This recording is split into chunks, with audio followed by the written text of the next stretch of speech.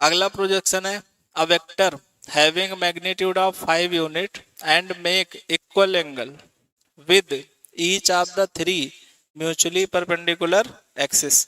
कह रहे हैं कि एक वेक्टर है जो x से भी उतना एंगल बना रहा है, y से भी उतना एंगल बना रहा है और z से भी उतना एंगल बना रहा है।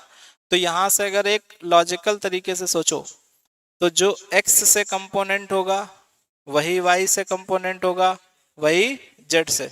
तो हम एक तरीके से कह सकते हैं कि lambda i plus lambda j plus lambda k होगा। ठीक है, तो अगर हम यहां से लेमडा कॉमन ले लें तो i प्लस जे प्लस के हो जाएगा। ठीक है, अब इन्होंने एक बात बोल दी कि जो वेक्टर है इसका मैग्नीट्यूड 5 है। तो अगर इसका मैग्नीट्यूड 5 है तो नॉर्मली अगर हम देखें तो इसको यूनिट वेक्टर बना लो। यूनिट वेक्टर बन गया। अब अगर हमको इसका मॉडुलस 5 करना है तो क्या करना पड़ेगा, 5 से प्लस माइनस 5 से करेंगे नॉर्मली। समझ पा रहे हो कि नहीं? तो इसका मॉडुलस कितना हो गया, 5। अब हमसे पूछा क्या है, पूछा इन्होंने sum of the magnitude of projection on each axis. इसका प्रोजेक्शन एक्स एक्सिस पर प्लस इसका प्रोजेक्शन वाई एक्सिस पे प्लस इसका प्रोजेक्शन जेड एक्सिस पे।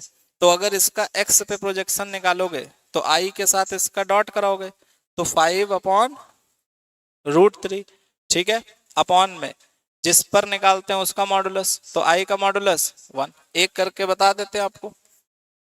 Projection of R on X axis तो कैसे निकालेंगे, r.i अपॉन मॉड आई। तो ये कितना आ जाएगा, 5/√3।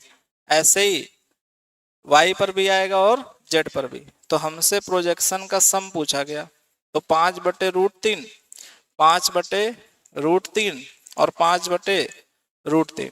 तो ये कितना,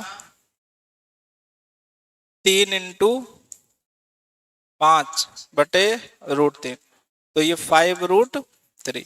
तो ये ऑप्शन आपका सही हो जाता है। तो कौन सा उत्तर, बी ऑप्शन।